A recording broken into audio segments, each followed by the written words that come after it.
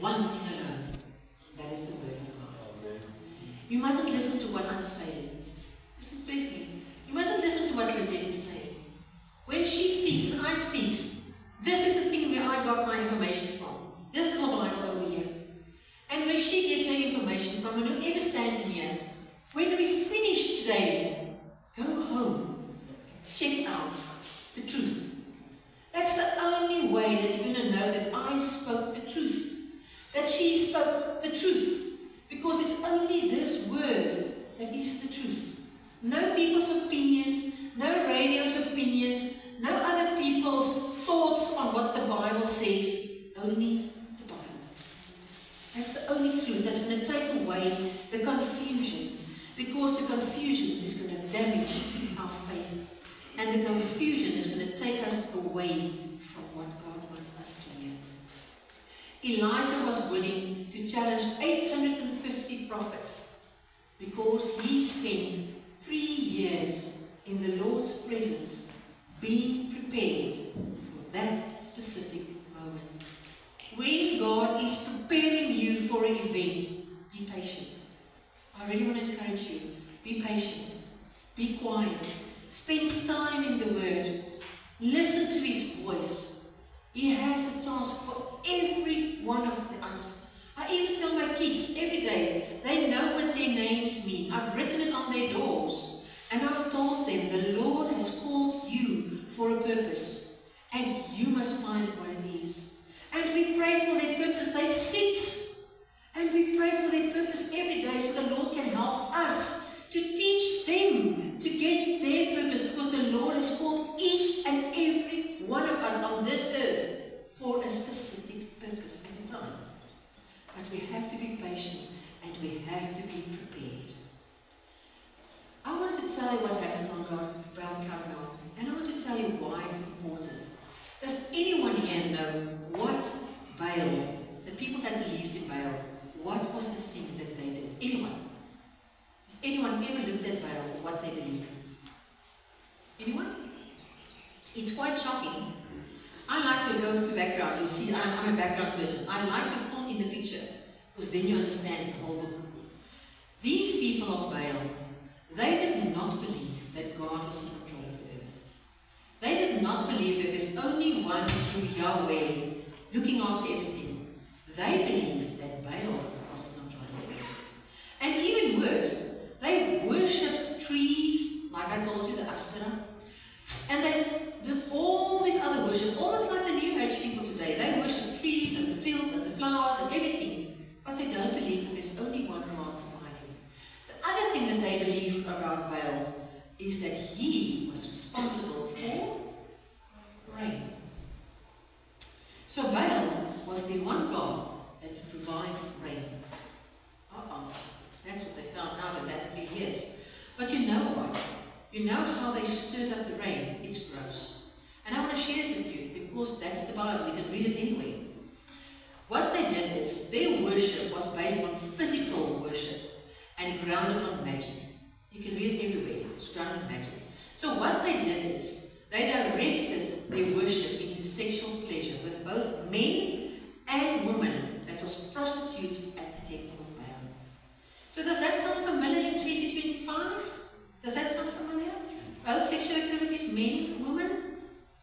That was what Baal started. And they said, with this sexual activities, that would lead to the arousement of Baal, the prophet.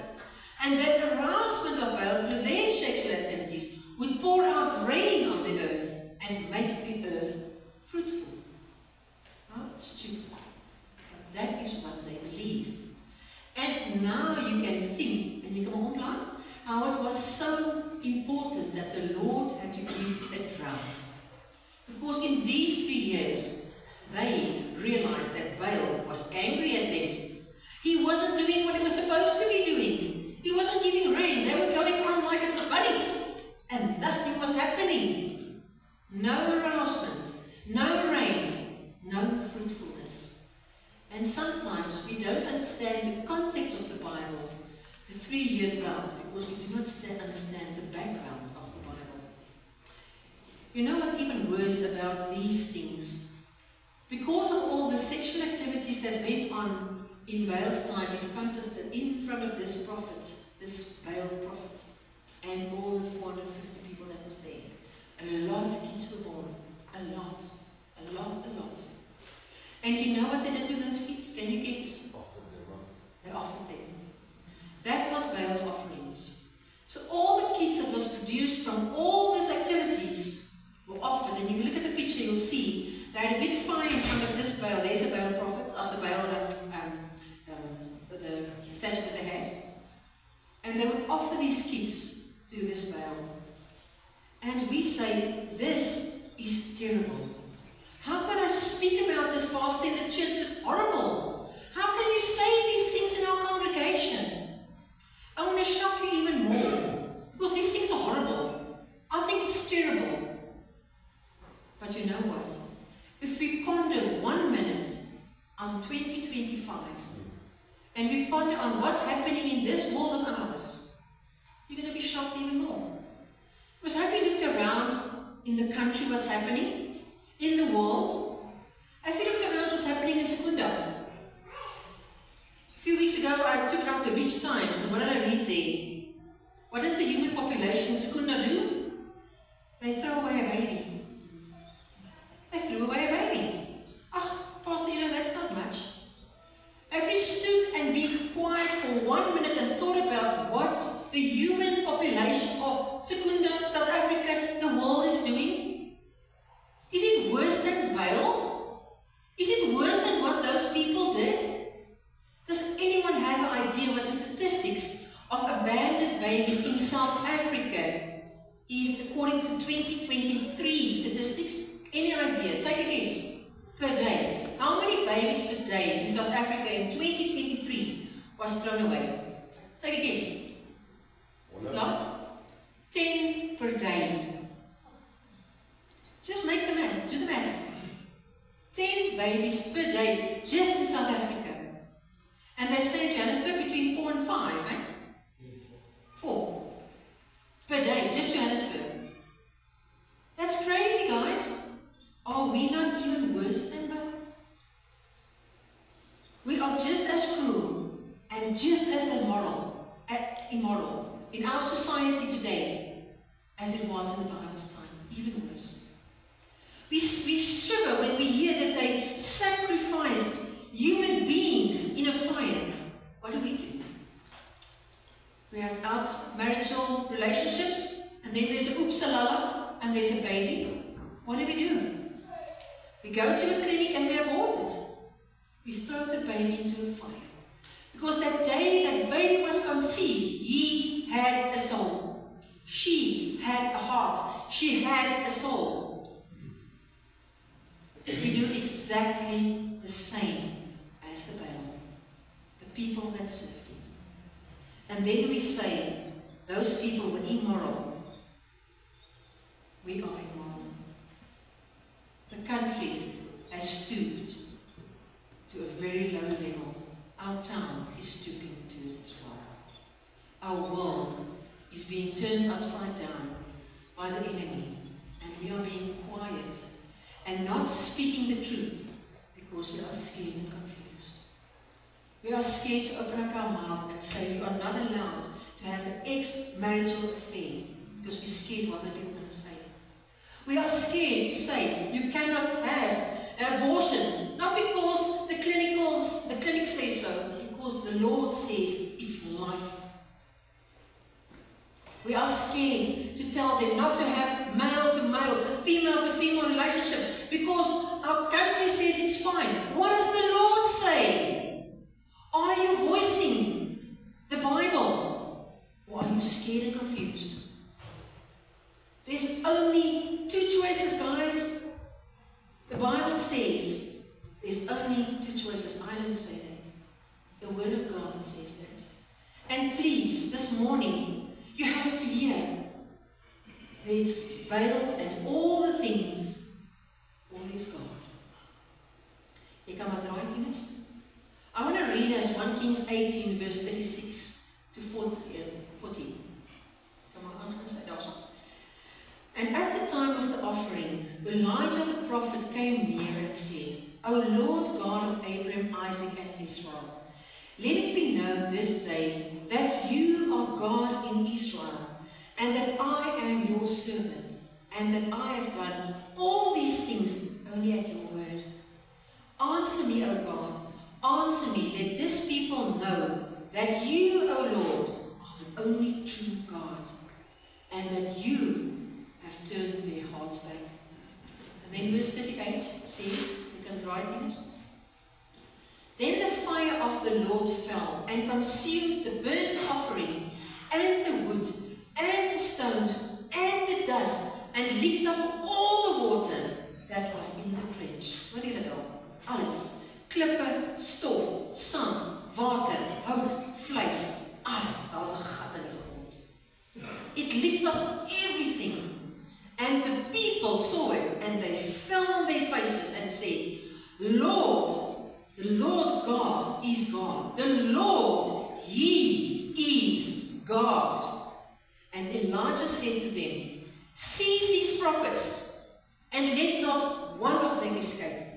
They seized them, and Elijah brought them down to the brook Kishon and slaughtered them all. Hoekom was he so wreed? People say, but now he's done the same thing as those terrible people. He slaughters 450 people of the Baal, and I think, they don't say it, but what about the 400 Asherah people?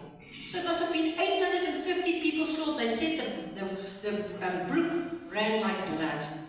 Why did he leave not one? Because if you leave one rotten apple, the whole place will be rotten again. If the Lord says, you kill off the Baal, you kill everyone. You take out that rotten apple and you destroy it totally. You don't have grace on that, because that one will destroy the faith in our Lord God. And He says, I am a jealous God. No one will be served except me. Okay.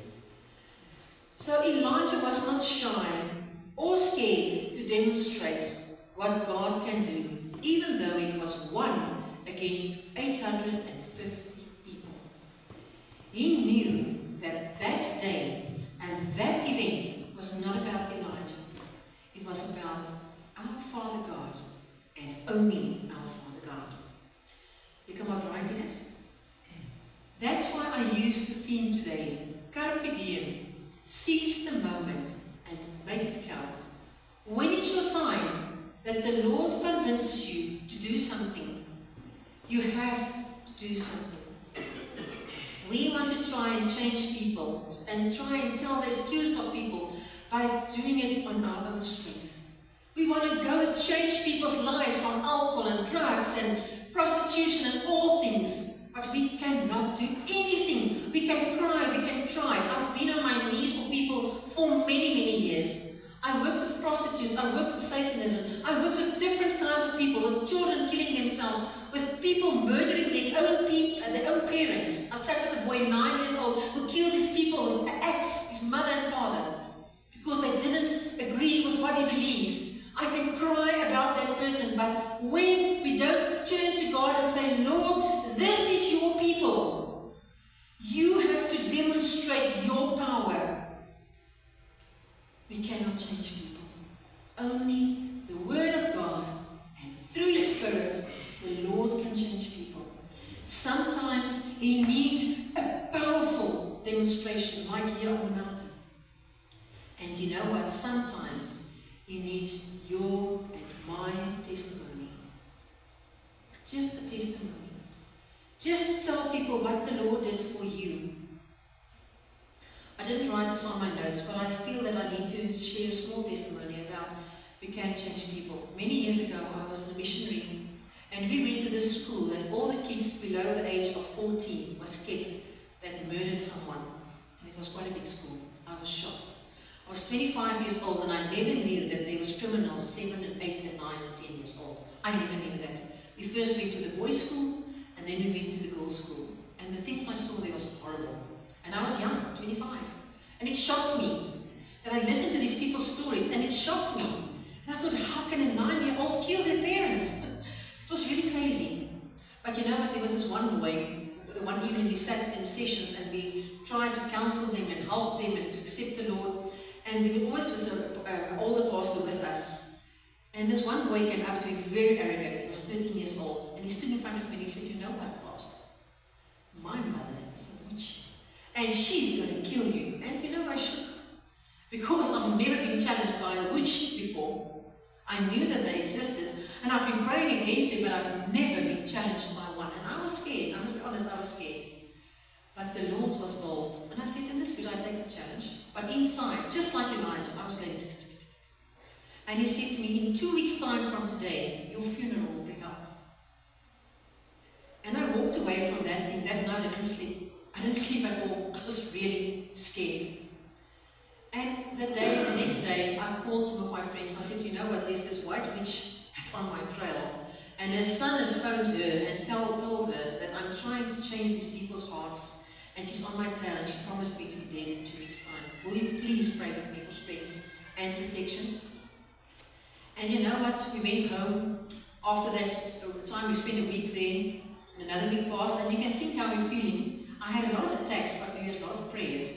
And a month passed, and 2 months passed, and I was luckily still there, and I'm still here today, Lord's grace. And I got a letter from that boy. And I still have that letter. It's in one of, I've got a little box, everyone knows I've got a little box, and in that box, everything that's precious to me, all the letters and stuff that people's given to me. I put that letter in there, and he said, "You know what, Pastor? My mother and her people prayed against you, but there was a wall of fire right around you. And she told me, we will never be able to kill this one, because there's red fire all around."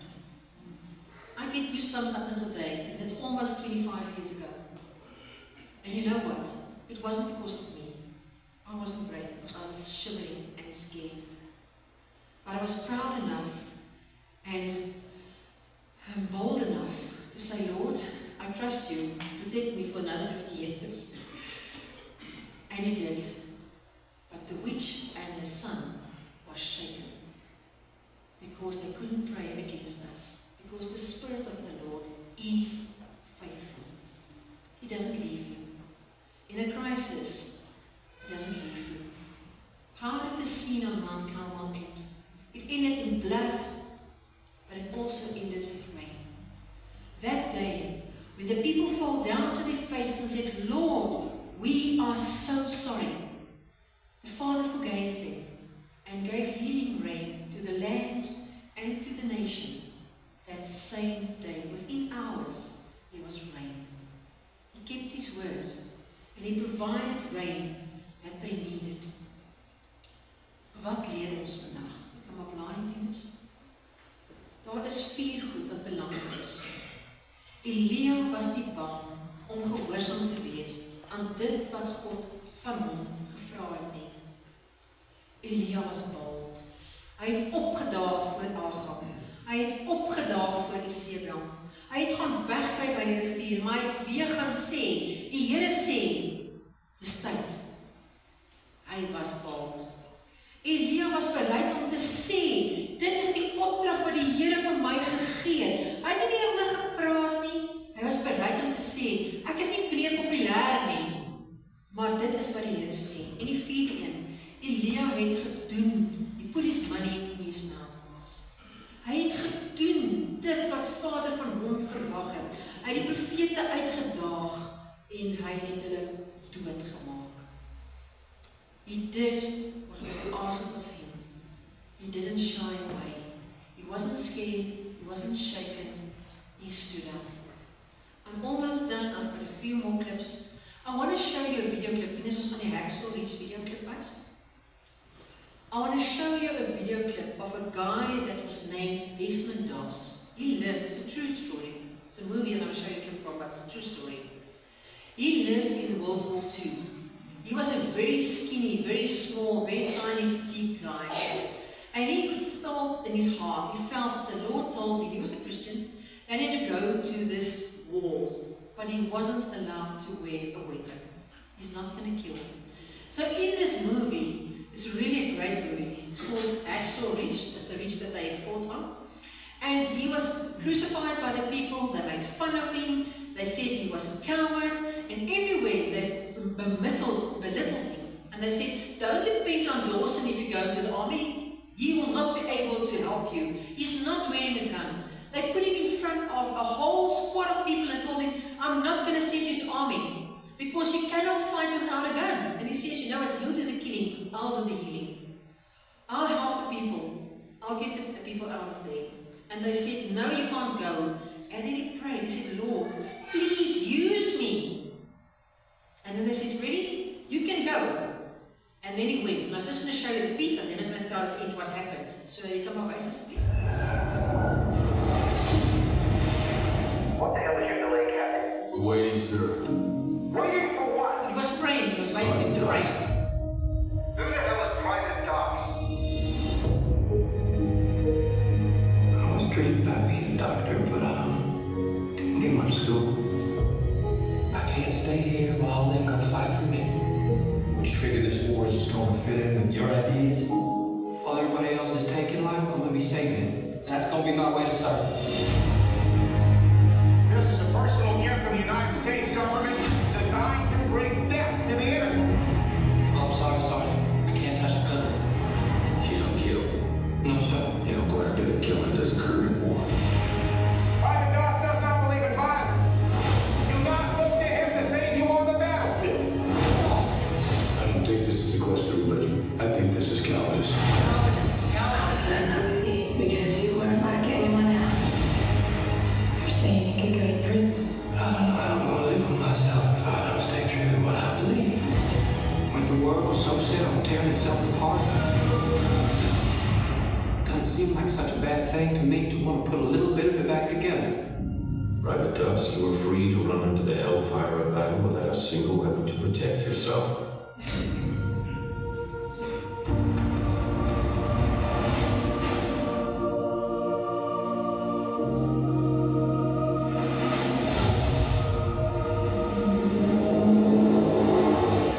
I'm gonna get you home. There's something you gotta see. Who did this? That's the coward. The coward. We have to go back out tomorrow. And then I'm gonna go up there without you. Help me. You better come home to me. Please, Lord, help me get one more. Help me get one more.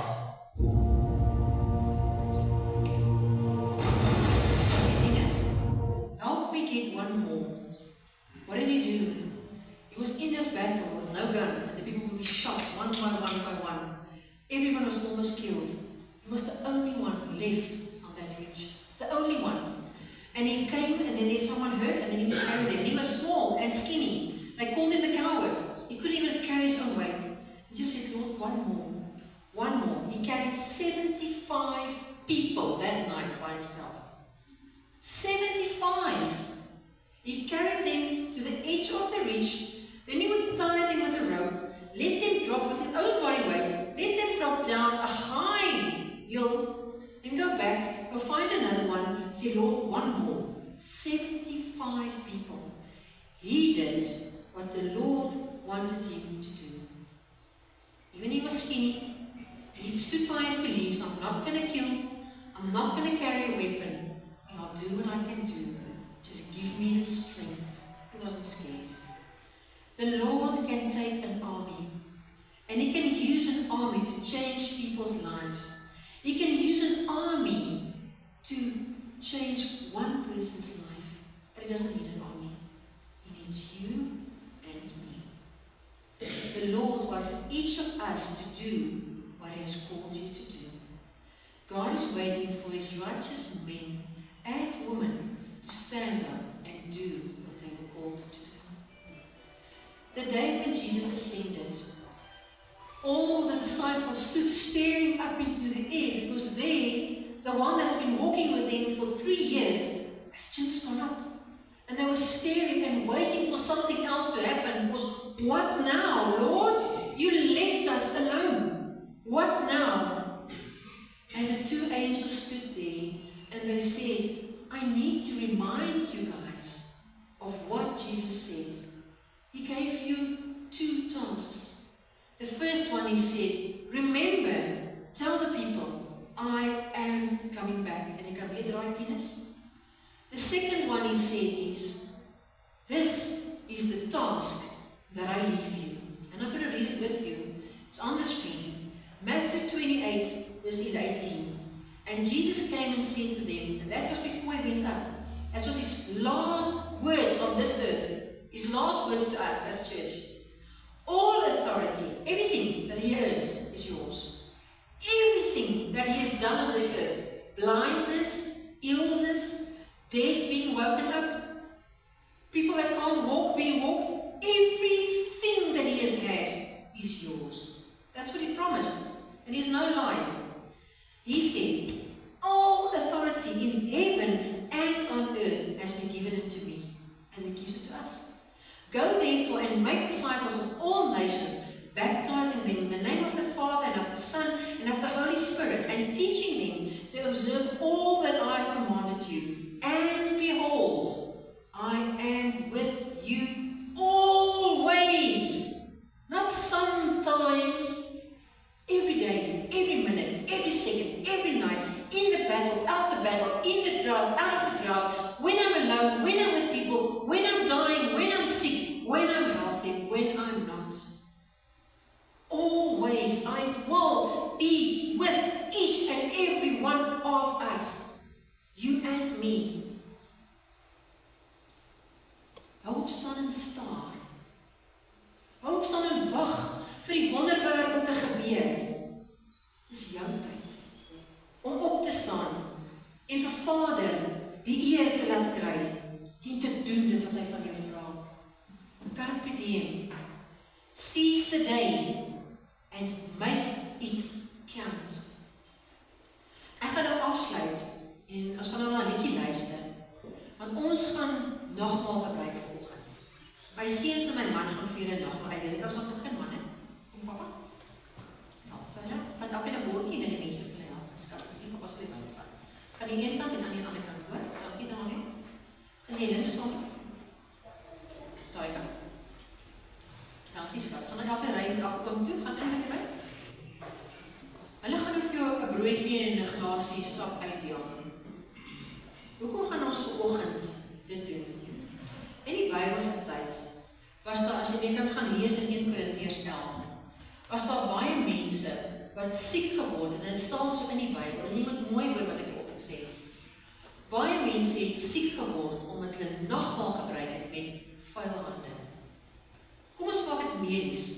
As jy 'n kieme vat en jy eet en jy sit in jou mond, en wat gebeur met jou? Is dit waar? Jy raak siek. Kieme maak jou siek. Sonde is kieme. As jy aan jou nagmaal vat met sonde in jou liggaam, met sonde in jou hart en sonde in jou gedagtes, gaan jy siek raak. Dit staan in die Bybel. Many people are ill and die because of eating the communion with dirty hands. Ek praat nie van kieme nie. Ek praat van sonde. Ek deel die nagmaal, ek moet asseblief nie nou gebruik nie. Word stil. Ek gaan vir jou 'n liedjie speel. Die liedjie se naam is You Still God. God is nog steeds God. Ek het so 2 maande terug deur 'n groot operasie gegaan. En ek onthou hierdie liedjie het vir my net voor die operasie het ek hierdie liedjie gehoor. En ek het op die dag dat die Corrie en Chris gedeel en gesê ek het die liedjie gekry vir my preek. En toe speel ek dit vir hulle. En ek onthou net voor die narkose my so uitgeslaan het ek daai woorde gehoor, You Still God. En ek het geweet, ek gaan onder hy mes en wat ook al daar uitkom, You Still God. En hy is, want ek is kankervry. Ek is skoon. Daar's niks. Die Here het my deurgedra en uitgehaal. Because He is still God. Nee. Maar ons liggaam stres, span, angstig. So nou as jy gaan sit met hierdie broodjie, gee vir die kinders ook julle. Staan nou kyk die kindertjies ook, gee vir die kinders 'n broodjie. So as jy nou die liedjie gaan hoor, moenie die nagmaal inslip nie. Moet hom nie gebruik nie. Gaan sit voor die Here en sê, Here, hier's my hande. Hier's my mond, hier's my gedagtes, hier's my hart. Asseblief vergewe my. Maak my skoon van dit wat die week in ons pad gestaan het. leeg, maar ook iets nie. Maak my leeg, en vat my op, nie? Dankie. Van dit wat tussen ons staan, en dan, Here, gebruik my, vir dit waarvoor U my geroep het, sodat ek regtig 'n instrument kan wees in U hand, want ek is gemaak om U te verheerlik. So wanneer die liedjie speel, moet asseblief nie nogmaal net geruim nie. Ek gaan hom instel, maar deur die liedjie, wanneer jy reg is, wanneer jy skoon gemaak het, jou hande gewas het vir die Here, jou gedagtes skoon gemaak het, jou liggaam gereinig het, gebruik dan die nagmaal om jou te volg. Want wat het hy gesê? In 1 Korintiërs 13 vers 23 en 26 staan daar, die nag waarin Jesus gevange geneem is, het hy saam met sy disippels geëet en gesê, neem die brood, dit is my liggaam. En hy het gesê, dit is vir jou. En toe het hy gesê, hier is die beker, neem die beker, dit is my bloed. Dink aan my en herinner jouself, ek kom terug. So wanneer jy nou hierdie nagmaal gebruik, asseblief, maak jy skoon, was hande, sit voor die Heilige Gees en was hande. En dan bemoedig jouself. Hierdie brood is om my te herinner, U is binne in my. En hierdie bloed is om my te herinner, U het dit vir my gegee, sodat ek alles kan hê wat U het, en kan doen dit wat ek moet doen. Ek kan ons die liedjie speel. Raak stil asseblief, luister na die woorde, maak jou oë toe, was jou hande.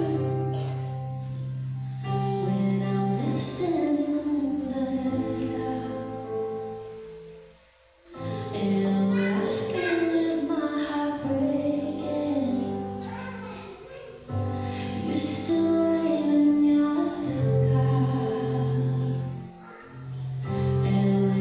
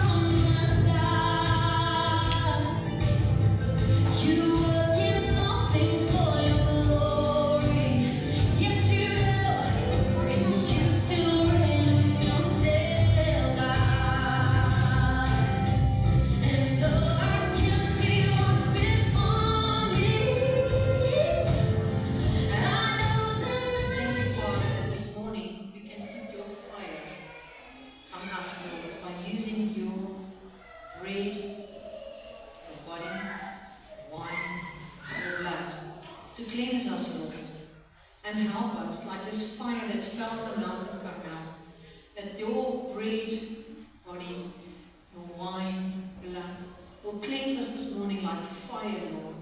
We will go from here, that we will really do what you have called us to do, Lord. And that we will be the prophets, the people that you have called. Amen. I bless you this morning with Hebrews 13 verse 20. It's going to be on the board.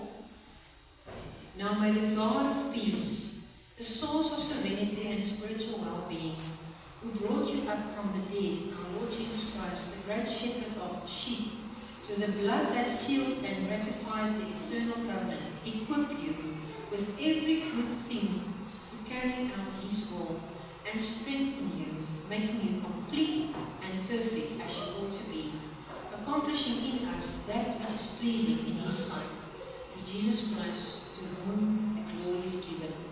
So may God, the God of peace, equip you with every good thing to carry out his will, and strengthen you, making you complete and perfect as you ought to be. Amen. Gaan in vrede en mag julle 'n geseënde week hê. Dankie vir